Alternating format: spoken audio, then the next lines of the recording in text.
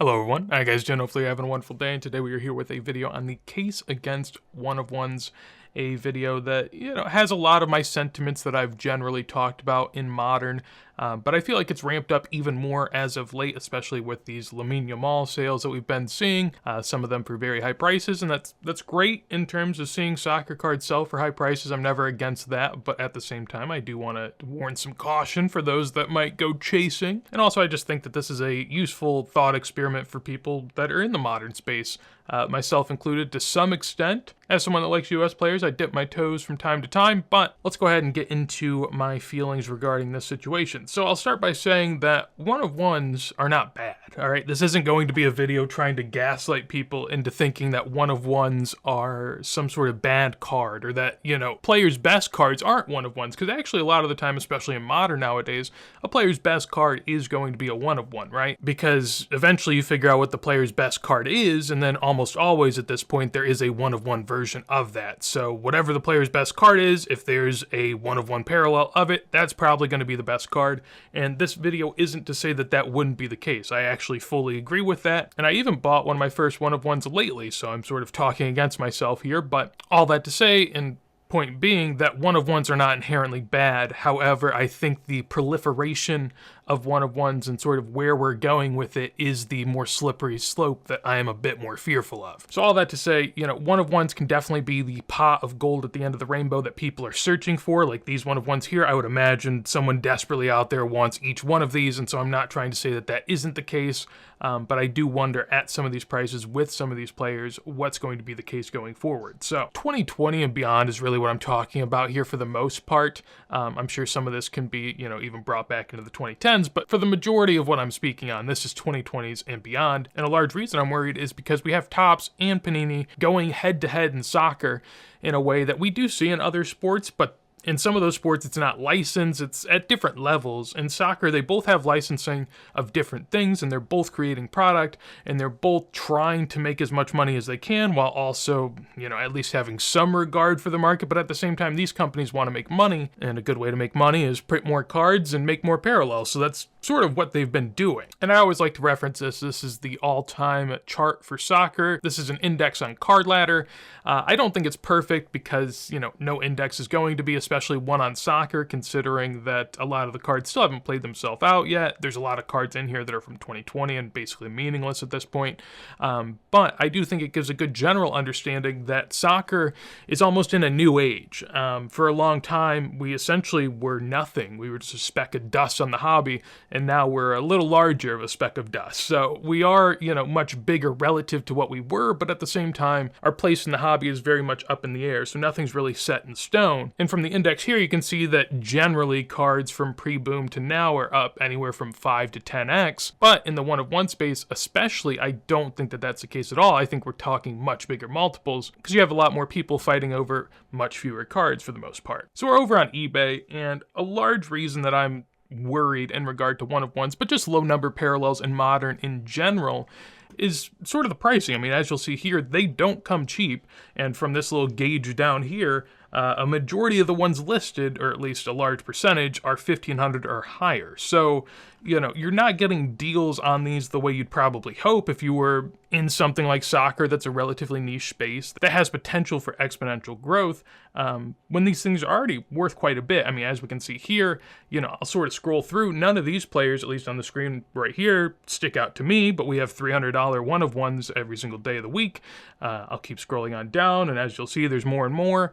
Some with more questionable brands like this one. I mean, nothing really sticks out here. Gavi's sort of a prospect that, people aren't talking about as much anymore. It's a score one-of-one. It's a score insert one-of-one and a PSA 8, but it still gets almost $200. And I'm not going to go through all the comps, but if you guys watch my videos, I mean, back pre-boom, back in like 2017, 2019 range, I mean, you could get really good players, one-of-one or out of 5, for around the same price in meaningful sets. And now you're paying the same price for a prospect that isn't really playing up to his potential from a set that has very little meaning and is also an insert in a PSA 8. I mean, it just has nothing going for it, and you're still paying the same price. Hopefully the buyer, the Gavi's, not watching, but point being, people nowadays are paying the same price for a one-of-one of a player that doesn't matter, of an insert that doesn't matter, in a PSA 8 from a set that doesn't really matter, compared to what people were buying before, which was some of the best cards. So we are worlds apart from where we were, and that's not necessarily the case in soccer cards in general. I mean, a lot of things, don't get me wrong, are that way, but there are a lot of things that are relatively close to what they were pre-boom. Meanwhile, one-of-ones and this type of rare stuff is really kicked up, and it makes sense, don't get me wrong. Asian segment of the hobby loves one-of-ones. They love this rare stuff, so they've definitely gone after this a lot more than prior, and other people are sort of following suit. And don't get me wrong, it all makes sense, but at the end of the day, you need people that want to chase these things and want to come back after it if you are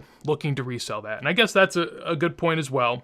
If you're a collector, you do you. But again, here, like a $500 sticker auto from Prism, $435 for a Nicky Butt post-playing career one-of-one. I mean, it's crazy to me, this USA badge, nearly $2K. I remember a 2014 Clint Dempsey one-of-one Prism, like first World Cup Prism set, Clint Dempsey, way cooler card. Went for like, I don't know, 2 or 3K probably, and now the badge from 2022 is doing that. I do get worried with this type of stuff as well, in the sense that you could get taken from the perspective of shill bidding. I mean, a lot of people flock towards one-of-ones that have bad intentions because they can control the price. I mean, some people do it right out in the open in cards, controlling the prices. I mean, there's a few eBay accounts, don't want to name them, but you probably know, where there's just shilling going on all the time. But like stuff like this, like I looked at this one earlier, this was a great example, literally first one on the sold page, 2 feedback, 4 feedback, 1, 1, 1, 1, 4, like, you see one real bid, maybe a couple in here, but this is the type of stuff that is ripe for manipulation, and being as illiquid as it is, it's just really hard to tell. So if you aren't really experienced in these waters, it can be very dangerous. And at least to me, it feels like a lot of people in the hobby have probably moved on from scouting prospects and have moved instead into basically scouting different sets, different players, different parallels, and that can be just as dangerous, from the sense that, soccer, we don't have a lot of rules, we don't have a lot of set in stone ways that we operate. Like I said earlier with this graph here, I mean, we don't really have a standard way of doing things. So a lot of these cards, a lot of these sets, a lot of these players, we're unsure if they're going to be meaningful, and so I worry that people are going out and spending hundreds upon hundreds of dollars on cards of players that might not have any real desire outside of just people wanting to own something that's rare and maybe flip it again. So I think in a sense we've gone from scouting players to moving into sets, and I think that that's a good move. I think that's towards the right direction, but I think that we are also maybe a bit naive in the way that we're going about it. This was a card recently that sold on the Fanatics Weekly. It was a 2018 Prism Blaise Matuidi Gold Power numbered to 5 in a PSA 9. 2018, of course, the year that France won the World Cup. This card, or at least this set, mostly known for the 2018 Mbappe, but of course Matuidi was on that World Cup winning team. And this PSA 9 out of 5 went for $117 when it sold just a couple weeks ago. Now, to me, that was a shockingly low sale, just from the perspective of, if we're talking sets that are collectible, if we're talking teams / a player that should be collectible in this instance, this is one of the highest collectability cards that I could imagine just sort of floating up in a weekly, right? Like a World Cup winner from the Mbappe quote-unquote rookie Prism set, but it's not really rookie, but we don't want to get into that. But the World Cup winning team, out of 5, Gold Power, Prism, goes for 117. And as we were just seeing on eBay, I mean, basically every one-of-one you saw on there was more than 117, and they were for players that have really no meaning, in sets that really have no meaning. And meanwhile, another example here that sort of was in the same weekly and caught my eye was this Florian Wirtz one-of-one. This is out of 2023-2024 Topps Gold UCC/WHIP, or X-WHIP. I have no clue what that is. I mean, obviously it's Topps Gold. I don't know what WHIP is, though. I've never seen another version of this card, and this one-of-one pops up, and it initially sold for $174, which I already felt was high because, it was going for more than the Matuidi, and then it actually got bought and then sold on eBay just a week later for $330, so apparently $174 was kind of a low price. And now this Florian Wirtz, which I get it, Florian Wirtz playing really well, obviously got the movers, getting a move, potentially. Really good season for them last year. I get that there's some things going for this card, But what's more impactful? A World Cup win and the Prism set and a gold power out of 5, or a 1/1 from UCC Topps Gold X Whip for what's really a random card in the grand scheme of things? I think if you showed this card to people, I don't think that they'd have a clue where it's from, but if you showed the gold power Blaze Matuidi, I think people could tell you who he is, the set it came from, the parallel. I think people know a lot about it, but yet the gold power out of 5 goes for a third of the price. And I think that we're seeing this happen in so many different areas with these rare cards where people are just chasing rarity rather than chasing cards that matter. And that's a lot of where my fear comes from, and why me personally, I haven't bought many 1/1s. Like I said, I bought my first one recently, and it has to be the right scenario, right? And I do worry that a lot of people are just sort of going after the rarity. They have the rose-tinted glasses on, and I understand it's fun, it's exciting, but at the end of the day, if you are doing this with some sort of financial mindset, there does have to be someone coming behind you that would want this and would probably want it for more money. And, I could see that happening with the gold power easily. Could I see that happening with the Florian Wirtz? I mean, I didn't think so at first. Apparently it was, but that can only go on so long. I think with the Blaze Matuidi, this could go on for practically ever, because I think that it always has some sort of relevancy. But the Florian Wirtz, I do wonder, and with many of the other modern cards, I do wonder. And they're not making it any easier, right? Nowadays, there's so many choices. I just went to the sales history of Lamine Yamal and looked up the 1/1s and what I could find, and man, was it astounding. So we're not even, fully through the releases. I mean, surely there's a lot more to surface and sell, but from what I could find here, sort of going from lowest to highest, these are all 1/1s that have sold this year. Mostly for 10,000 plus, some for under 10,000.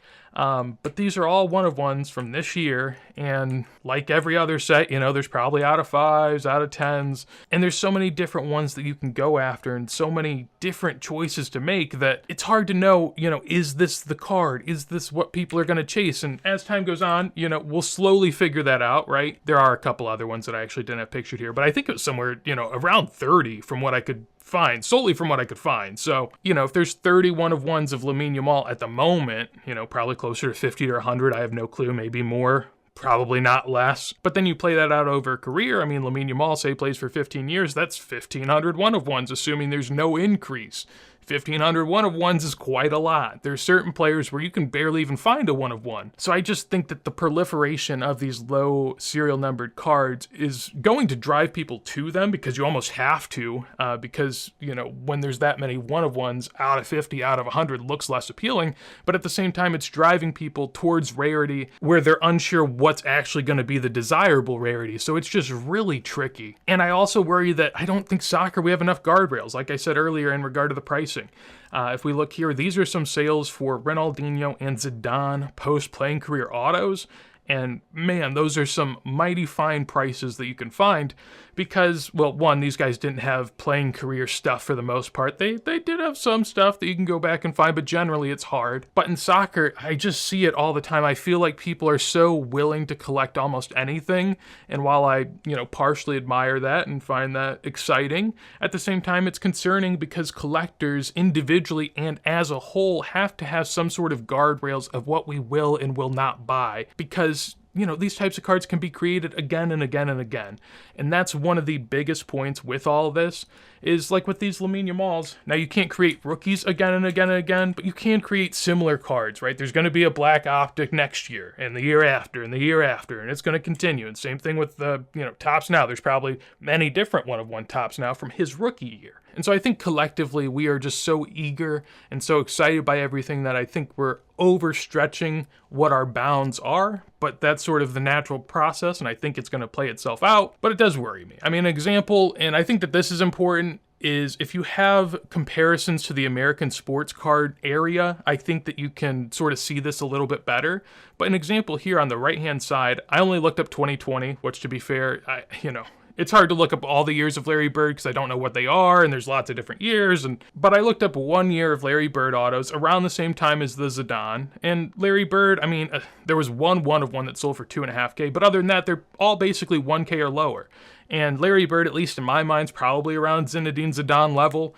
And Zinedine Zidane, as you can see here, his highest sales from 2022 were going for 3,500 to 8,000, and that's a massive multiplier in a space that's supposed to be pretty niche compared to a space that apparently is one of the biggest in sports cards with basketball and one of the, more memorable players. So, some of these other sports have sort of worked through these kinks of like, you can't buy post-playing career for super high dollar because eventually these companies are going to keep making it. These companies want to make money, and if you're willing to buy post-playing career stuff every single year, they're just going to keep doing it, and that makes it extremely hard for those cards to maintain value, let alone grow, and that's sort of a big concern that I have, and one that I worry about just generally with a lot of the cards made today is what is the reproducibility of it. And I think that for a lot of these things, it's fairly easy. And so that's the case against one of ones. Not just one of ones again, it's, sort of all really low numbered stuff that some of it, sure, is desirable and can be extremely desirable in the future, but I worry that, a lot of it is probably going to flame out like many prospects do. So hopefully you enjoyed the video. Hopefully you thought it was insightful. If you did, make sure to leave a like. I'd appreciate it greatly. Let me know your thoughts down below. If you want to see more videos like this as soon as I go live, make sure to subscribe. But with that said, hopefully you have a wonderful day, and peace.